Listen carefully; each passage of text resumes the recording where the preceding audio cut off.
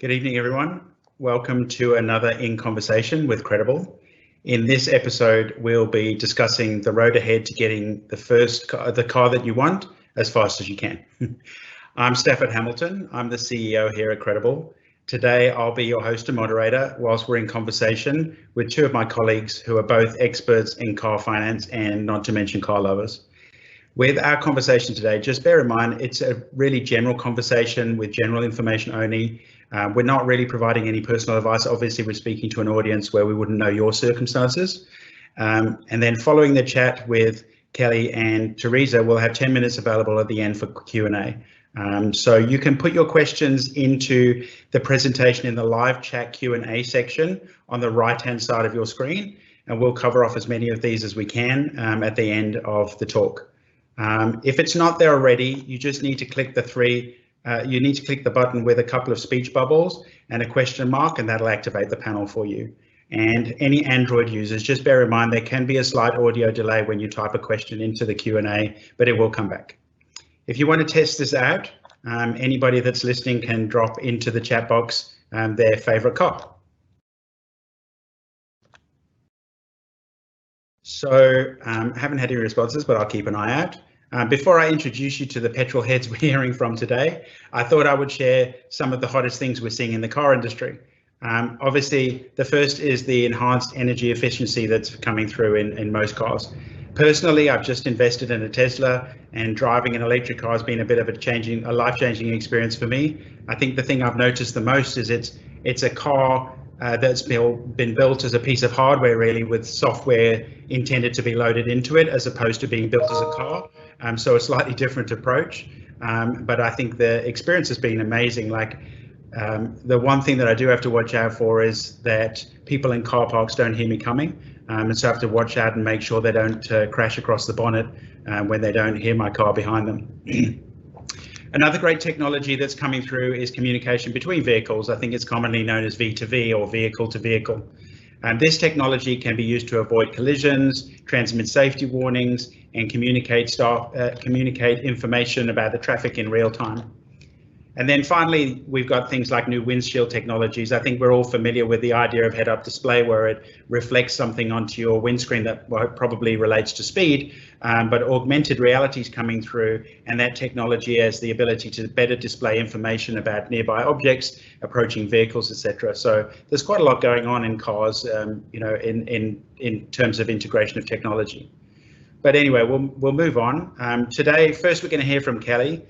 She's based in Victoria. She's been partnering with medicos for 15 years and more. But before that, Kelly was actually in the car dealership world. So nobody understands dealerships better than Kel and what goes on inside there. So I'm looking forward to hearing from her. And then we're going to move on to somebody based in New South Wales. That's Teresa.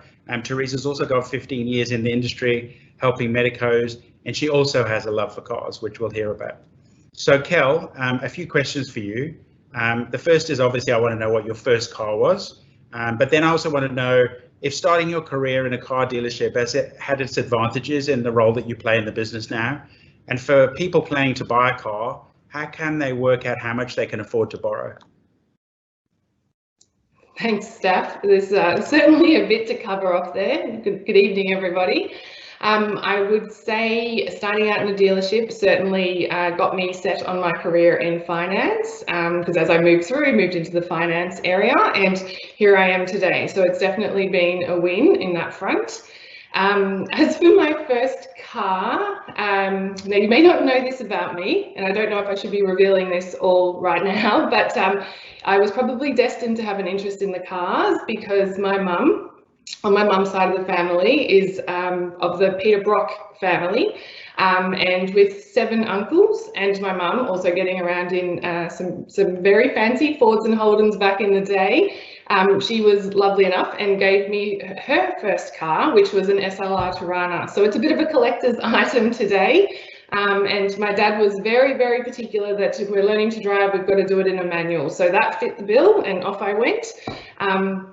like to say that I've probably evolved a little bit since then, and my favourite manual car that I've had is a 3 Series coupe, a BMW. Obviously that was perfect for a moment of time in my life, but as happens with the family way, life changed and now I'm in a nice Volkswagen wagon. So doing the soccer mum car, I suppose. So the last question you had for me though, the real reason we're here today is looking at affordability. So obviously working out a budget, we need to do some quick calculations in regards to income coming in and money going out. And that'll help you find a magical number where you'll be comfortable committing to a month loan repayment.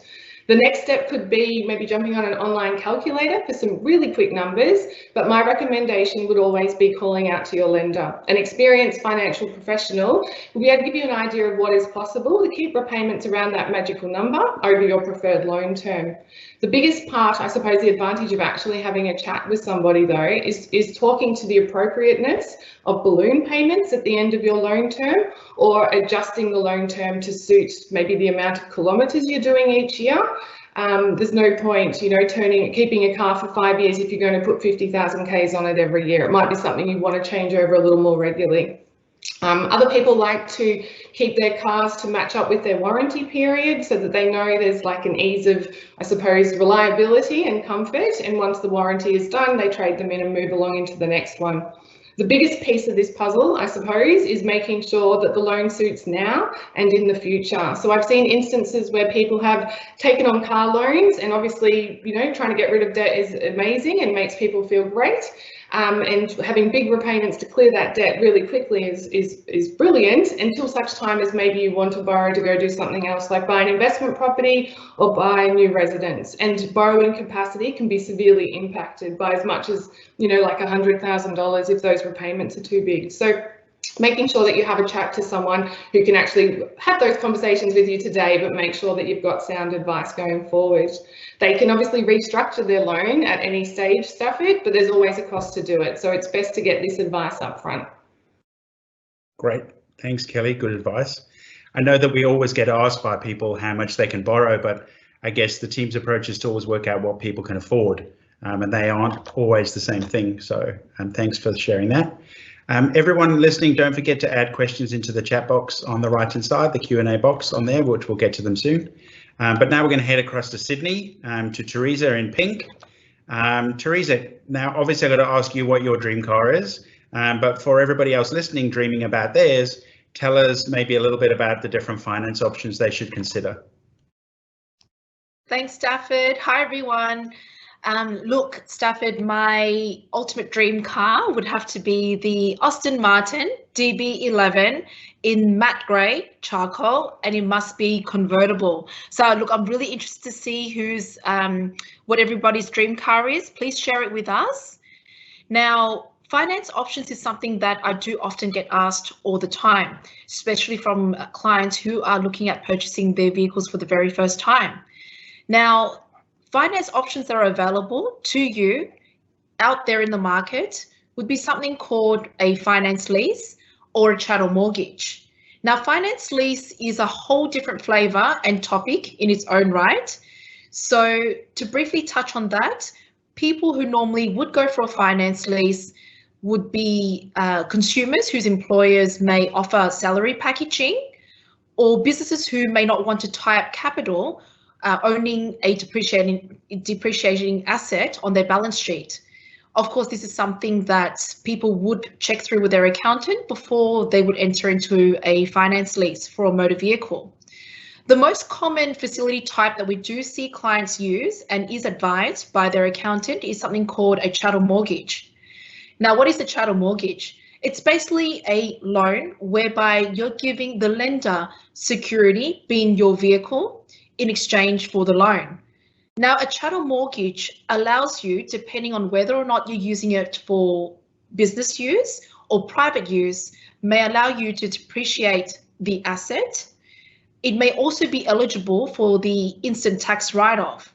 You may also be able to claim the interest on your repayment, and also, or you might be able to claim the kilometres or keep a logbook, depending on what's is advisable by your accountant. Now, with the chattel mortgage, it offers you also the flexibility to choose the balloon value that you want to have at the end of your loan term. Now, it is always advisable that you choose a balloon value that is reasonable to what you think you may get for the vehicle at the end of that loan term. So, for example, if you want to fund your new vehicle over a 4-year loan term, the value you want to set at the end of the loan term, ideally, if you want to on-sell that vehicle at the end of the loan term, or you want to trade it in at the dealership or sell it privately, that whatever amount you leave at the end is a reasonable amount so that you're not up for a shortfall at the end of the loan term. Now, I just also want to touch on the differences between private use and business use, as that's something that is often asked. Now, most lenders out there at the moment have stopped lending to consumers for motor vehicles for private use. In actual fact, what they do is they may lend you the money by way of a personal loan. And as you know, with personal loans, the interest rate may be priced a bit higher because it's a consumer loan. What also happens is that lenders will ask for more information, being a consumer loan. So they will ask you to provide your full financial statement, your assets, liabilities, your tax returns, and living expenses. Now, with a business loan, what you will see is that most lenders may not ask you for that much information. And so the approval process may be a little bit more seamless. However, partnering up with the right lender, whether you are looking for a personal, well, not quite a personal, a vehicle loan for private use or business use, we'll be able to run through the process with you so that the paperwork will not seem as painful. Now, just want to also go back to options to finance. Now, you can borrow money to purchase your vehicle in a company name, a trust, or your individual name. If you're looking at obtaining finance from a dealership, they may not understand the different entities and what the implications may be for you later on. So part of our service is that if you are unsure which borrowing entity to enter into when you are purchasing your vehicle or financing it, we can work very closely with your accountant, as there may be some tax implications. So to give you an example, if you were to purchase, say, the vehicle in your trust for $50,000 and you sell the vehicle for $30,000, you may need to pay tax on the amount that you earn from the sale of your vehicle later on. So therefore, most accountants may request to have your vehicle purchased in your individual name. So with that, I might go back to you, Stafford, and may I ask you, what was your first car? Oh, it's a very unfortunate story, Teresa. I went to what in Sydney would be the equivalent of the Parramatta Road, no offence to those dealerships, but kind of a dodgy yard, and I bought what was called an Austin Allegro Vanden Pla, which had leather seats and like wood dashboards and all that kind of stuff, and a huge grille on the front that looked like a Rolls Royce. Unfortunately, when I got home and I, was inspecting the car and getting it ready to drive, I realized that what it was missing was a floor pan, and so the seats and everything weren't really roadworthy, and so I ended up having to get my money back. So my first car experience wasn't all that great. Hope nobody has to go through what I went through.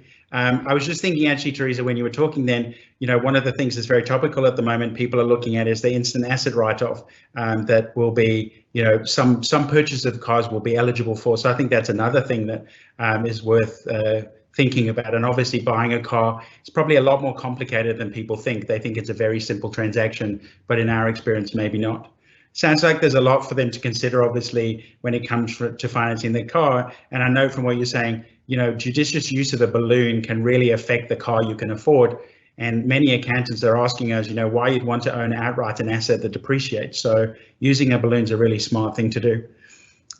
There's, lots of other things in relation to buying a car, whether you're going from A to B or buying your dream car. There's still a lot of other costs associated with the purchase. Kel, maybe do you want to fill us in what else we should think of? Yeah, of course I can. That's a really sad story, Steph. But I don't even know what that car is. It's actually quite ugly. Like, but at the time I thought it was great because it's like leather seats, and my dad had leather seats. You know, just I was looking at all the wrong things. Then maybe that's the lesson learned. I was looking at the appearance, and not necessarily looking at the mechanics. So maybe this important lesson. Hey, I'll have to Google it and work out what that is, because I have no idea what that thing is. And I also have to comment, Teresa, I don't know what you're doing to us here, staff, but my dream car is also an Aston Martin, but mine is in navy blue with a hard top. So maybe one day we'll get there. I'm confused by you two ladies, because the stereotypical, or like the all-time classic Aston Martin color is British racing green, and neither of you are going for it. So still green at the end of the day. That's true. I think that might have a little bit to do with it, just quietly. Yeah. Yeah, there's definitely a few things to consider when you're looking to buy a new car. There's obviously people that are in the market for brand new, and people that we help that are looking to buy used vehicles. So with a used vehicle, it might be a little bit different going through that experience, because you may want to do a pre-purchase vehicle inspection. Here in Victoria, we have the RACV, where they'll head out to a private seller's place or even to a dealership to check out a vehicle. A lot of the manufacturers have their own buyback secondhand guarantee type arrangement where they've done their inspections as well. But we also have clients that might take a vehicle to a friend or a mechanic just to get a second opinion on the mechanical piece, not just the visual piece. Zaf, want to check that out. And obviously, once you've purchased the car, whether you buy privately or from a dealer or new, or secondhand, you'll also have to pay and allow for stamp duty. It's normally around 4%. Government gets their clip on the way through as well. And then you're also going to have comprehensive car insurance. As a responsible lender, I know that I check with all of my clients to make sure they've got that in place before they drive out the door. You would hate for something to happen and the car's totaled, they still owe money on the loan and still have to find the money to buy a new one. So at least if there's insurance in place, the loan's paid out and off you go again. There'll also be registration. So most new cars, that's included. I would just suggest checking that the registration included is for a full 12 months and not 6 months. I've seen that happen before.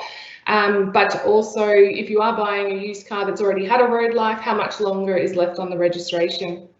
As we're talking about some really nice cars today, there's also going to be luxury car tax if you're spending over a particular amount. On regular cars, that's $67,000 this financial year. It often changes over the years. It's steadily creeping up, CPI, but you've also got green vehicles where the threshold is a little bit higher at $75,000. This is an additional tax that was brought in about 20 years ago to protect the local manufacturer of our vehicles here in Australia against imports. And obviously, as we've seen over the years, it didn't quite go to plan, and given the current environment, no manufacturing left here. There's been plenty of media, particularly in the papers I've been reading, about a push from the motor car dealers to abolish this expense and additional tax. So we'll see what happens. Probably a little late for you, staff, but hopefully when Teresa and I get there, we'll be good to go. Save a few more dollars. Yes, it's true. I did have to pay luxury car tax, but I still think that I'm doing the right thing by the environment, so I'm happy. It's funny actually, because on the internet there's actually a Quora forum asking if red cars are faster, and I did a little bit of Googling, and it turns out that red cars are often more likely to be cited for speeding tickets than any other color. It's probably the tendency of people that like red cars to go faster. I think more than anything to do with the color, maybe everybody thinks they're in that beautiful red Ferrari. So Teresa, I guess I got to ask, do you think red cars are faster? And other than avoiding speeding tickets, what sort of cost-saving tips do you have for running your car? Thanks, Stafford. Look, red cars may seem to be a bit faster. I still like my Aston Martin. I like to think that it is faster in its matte grey charcoal. Now, look, happy to share with you some of the cost-saving tips for running your car. At the moment, a lot of new cars do have electronic systems that do prompt you when you need to service your vehicle. So highly recommend to please regularly service your car, check your car tire pressure as well, and also fill up petrol on the cheapest day.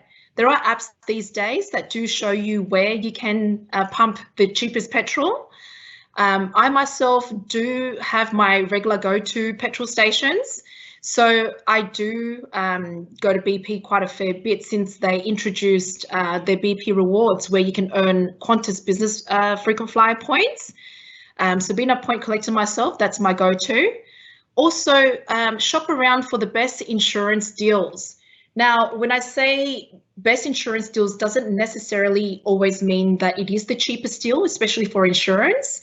I do believe the after service is completely important, and also what your insurance company covers. So personally, I myself have claimed through insurance companies before, not a fault of my own, of course. I've also had instances where I need to call for roadside assistance. The insurance companies that I've used in the past is NRMA and AIM Insurance, absolutely reliable. Also, if you've got your home insurance and also other motor vehicles in your household, you can always look at bundling up together and see if you could get a slightly discounted price from your insurance company. Another thing also is to find an honest mechanic. As you know, finding an honest mechanic may be quite tough, but if you've got one, stick to that person. Another thing also is, for those of you who don't know, there is car brokers out there. They do exist, and they can often source vehicles for you at a much cheaper price than the dealerships. And it could be that they do get wholesale prices. Now, Stafford, I know you recently bought a car through a car broker. Would you like to share with us what your experience was? Hey, Teresa. I have actually bought cars in pretty much everywhere there is. I've been into dealerships. I bought my Tesla on the internet and I used a car broking service to buy my wife's car. And I think for anybody that doesn't really enjoy the dealership experience or doesn't necessarily have the time to go in there, I think it was a really positive experience. Like, it's a very moderate fee that you pay. The other thing that I noticed is that if you walk into a dealership, they only have the cars on the floor that are their own. So when you go in and you want your charcoal grey or navy blue Aston Martin, and they don't have that color, they are obviously going to try and sell you on British Racing Green. So I think the thing with a car buying service is that you tell them what you're looking for, and they can canvass all the car dealerships across the country, and they can probably take care of some of the negotiation around price for you. So my experience was really good. And I think, for our clients who, unless they enjoy going in and negotiating, etc., but a lot of them are busy, time poor.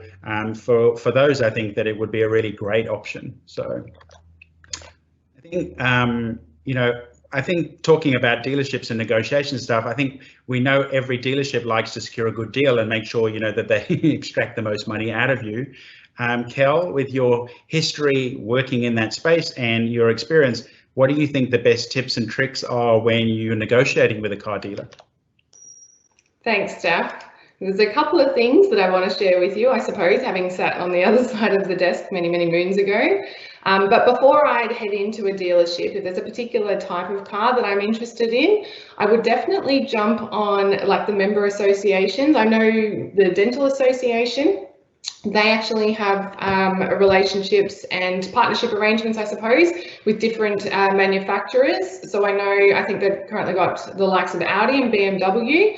The reason I would look into this is generally as part of the fleet deal, they will be able to do a competitive price on the vehicle, but often will bundle in extras such as, free servicing for the period of the warranty or even beyond. So it's always good to have a look in there maybe and just test the waters a little bit to see what else is available. And then I suppose you've got a bit of a reference when you actually walk into a dealership or contact your broker.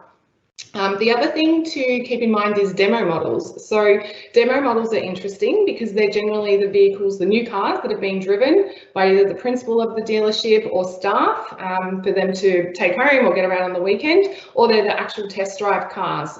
Most of them will have a few thousand Ks already. and they're usually discounted kind of the equivalent of the first year's worth of depreciation. So it can actually make it quite an alluring option for someone, especially if you're maybe thinking of a more spec'd up model but don't want to spend the extra. And it also probably feels a little bit nicer if you drive it out and you've saved a few $1,000s as well. So that'd be something to consider as well.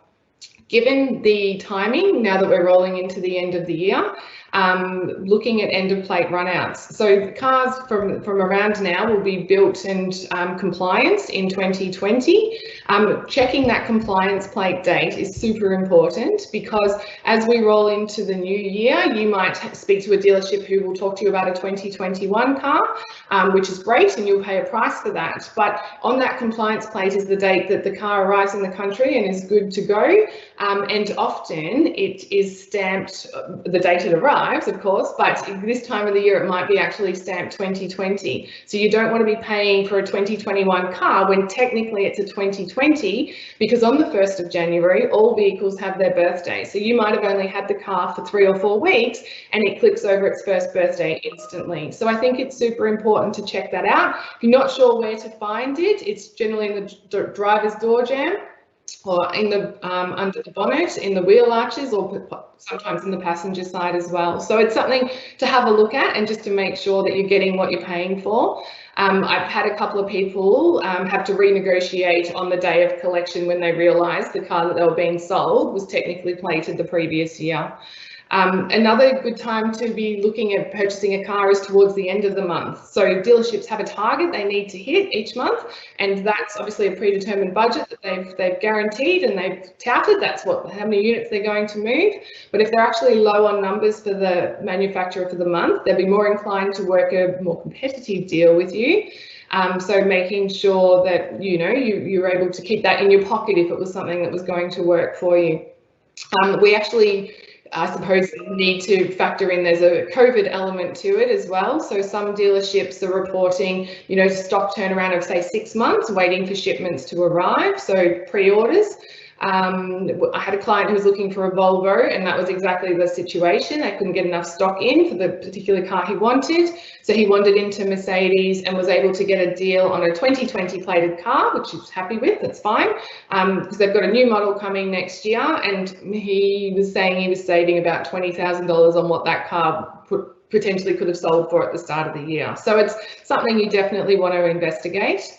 As you're moving through the process, especially on a new car, once you've agreed to buy the vehicle, you will then speak to the aftermarket people. They are the people that are pretty keen to hook you up with some window tint, paint protector, leather protector, kind of every type of protector that you can get. It's definitely something to consider, and making sure that you're having a good chat to them. Dealerships tend to make, especially new cars, make the most amount of money through the service and the aftermarket area. It's their one shot at it, I suppose. I know when I bought my Volkswagen, I think the tint was about $1,100, and I was able to get it done outside of the dealership for half that. So window tint to me is kind of much of the same. So I thought that was money best sitting in my pocket, not in theirs. Once you've made the purchase, I suppose it gets to the fun stuff, the finance side of things. So I just put together a few little numbers to show you. So as you're moving through the process, it's something to consider. Buyer beware on the finance side of things. On face value, these scenarios look to be pretty similar, pretty good rates. Obviously not entirely created equal, however. You can see you've got an amount to finance, both are a 5-year term, one with the balloon payment, like Teresa touched on earlier, one without. The one without obviously has a higher rate, and we're all conditioned to ask rates, but the devil's in the details. So what we need to do is investigate what the total cost of these facilities is going to be over the life of the loan. So even though the rate on the one on the right hand side is slightly higher, you can actually see it's $500 less in total costs over the life of the loan.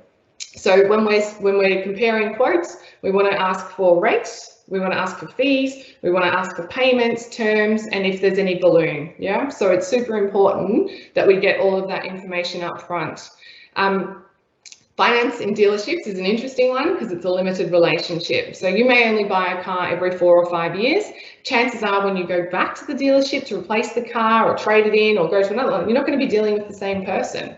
So time and time again, I see where clients are told what they want to hear as far as rates are concerned, and it's just not what it's cracked up to be when the paper comes out. I had one last week where the client was told an amazing rate, and lo and behold, it was better than my rate, but my repayments were $40 a month cheaper. So when we actually got the information through, the difference was close to $2,000 over the life of the loan. So if we were just going on rate alone, it could have been a big mistake. So it's always good just to compare to make sure we're getting all the facts.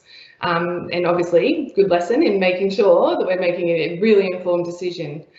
Speaking of which, Steph, I might hand back to you. Obviously, rolling into Christmas and the new year fast approaching, it's a good time now to maybe apply some of these tips. Let me know how you go. It sure is, Cal. I always think of Occam's razor, you know, that thing that the simplest explanation is often the correct one, or if you put it another way, if it seems too good to be true, it probably is. When I think about all these offers that they make in the dealerships. Totally. Thanks, Teresa. Thanks, Kel. Really informative. I hope everybody can see how much time you've spent in this, you know, this space that might be perceived to be quite simple. I think the most important point listening to you is a call into us before you go shopping rather than after you go shopping is the best thing. Most people come looking in our direction for the money after they've done the deal. But I think, you know, there's a lot of knowledge that we're always happy to share that could help you before you do the deal. So I think we're going to head now for some questions. They've been coming in over the last 20 minutes or so. The first one, Cal, is has the date for 100% instant asset write-off for 59k cars, very specific, below the car limit, obviously, been extended from 31st of December 20 to 30th of June 2021? Thanks, Steph.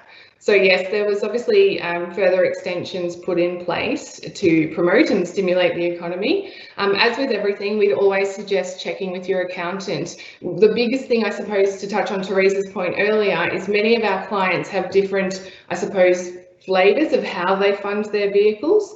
And so making sure that you check in with your accountant, because depending on your percentage of business use might depend on how much write-off you can get. Whether you hold that in your own name or in a trust is super important as well. But cars are included in the instant asset write-off. Interestingly, new and used cars are included. So you definitely want to check in with your accountant and just to understand, I suppose, the implications of that and what it means for you, and make sure you're getting the best of that ability and benefit too. Thanks, Steph. Thanks, Cal. I think the person asking the question obviously seems to already understand that the car limit for depreciation purposes still applies to the instant asset write-off. So I hope that answer helped. Let's go over to the lady in pink. Teresa, one for you. I've been trying to buy a BMW and they keep mentioning to me about the full circle finance program.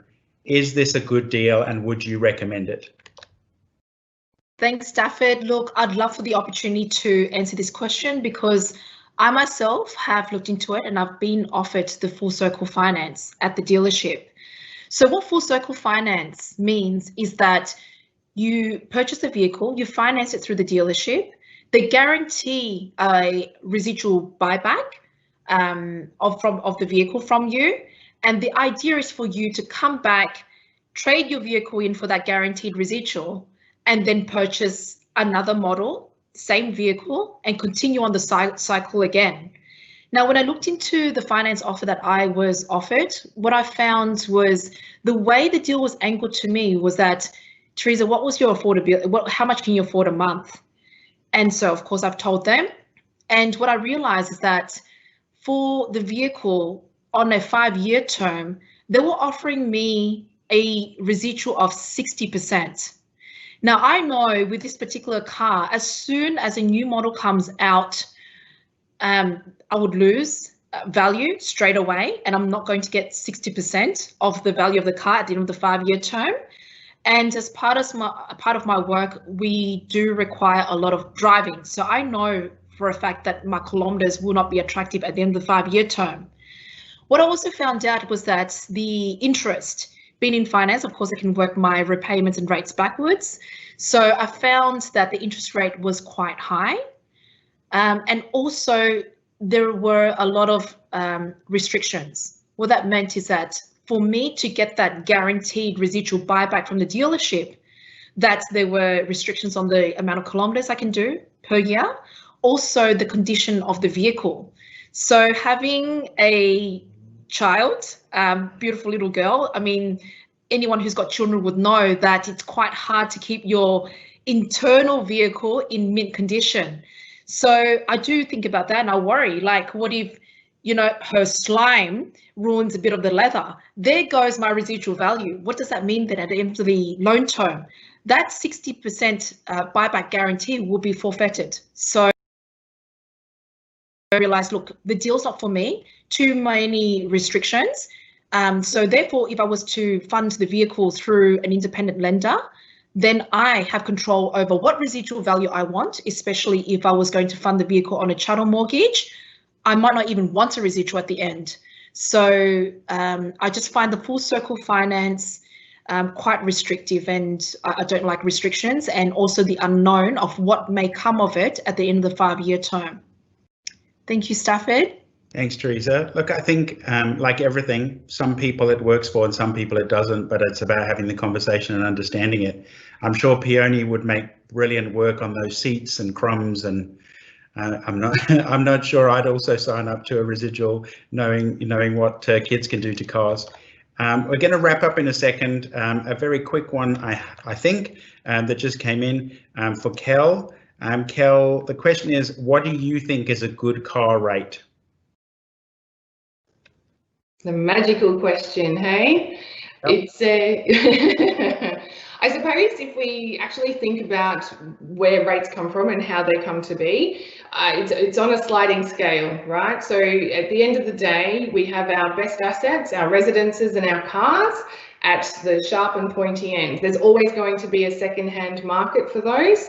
And so you're going to have your residence and your home loans with the best rate. Your car loan shouldn't be much more than that. Depending on your loan term, you might have a bit of variance depending if you have a balloon payment, you might have a little bit of variance on there as well. And then we go right through to equipment finance, commercial property, goodwill loans, unsecured overdrafts, credit cards on the sliding scale. So I think if you're sitting in kind of the 2s and the 3s, depending on what you're doing, maybe if you're buying a used car, maybe you're buying a $400,000 car, there's a few little variables that will obviously might shift and change on that at the moment, but many of the financiers that we have access to, and even our own funding, is going to be super competitive. And so, you know, different lenders also will do a little bit of a rollout or a special for December. So we're able to access and cherry pick, I suppose, the good bits. So it's always worth just checking in, having a call and working out what option's best. And like I said, taking into account fees and balloons and loan terms and all that sort of stuff too, not just the rate. Great. Thanks, Kel. Look, I know we've run a little bit over, so apologies to everybody. That does bring us to the end of today's webinar. Thanks so much, everybody listening, for your time today. I hope you learned some tips and tricks. And it's coming into Christmas and New Year, so if you're going to put a red ribbon around the, 4 wheels in the driveway, I hope we've helped you with some tips on negotiation. We obviously would invite you to reach out to our team to have a bit more of a discussion on your situation. Our team's got a lot of experience in helping medical professionals finance their dream cars, so you can get in touch if you leave your details in the Q&A section. If you go to our website, you can chat live with us pretty much anytime. You can leave an inquiry, or you'll find all of our mobile numbers, including Kel and Teresa, on the website. Kel, Teresa, thank you so much. It was great chatting with you. Remotely, as we're all getting used to it now, was as easy as pie. And if anybody listening would like to listen to one of our previous conversations, we've got a growing library of, I think, great content for you. They're all on the website, and so head there if you want to click on them. And finally, last thing is, we've just released our new Helping Hand grant. So I'm delighted to share the details on that with you. We're giving away 5 grants of up to $10,000 in value each. including a $5,000 cash prize, media bookings, digital tips and tricks booklets, and a lot more. It is open for the public to nominate practices and for practices to nominate themselves. So, please head to the link to apply. It's our way of giving back to the community that's done an amazing job supporting, or the profession done an amazing job supporting the community this year. We hope you've enjoyed our conversation today. Stay tuned for our next webinar, which we'll publish the topic on soon. And we hope you have a great balance of the week. It's only Tuesday, so hope the weekend comes around for you quickly. And thanks for joining us today.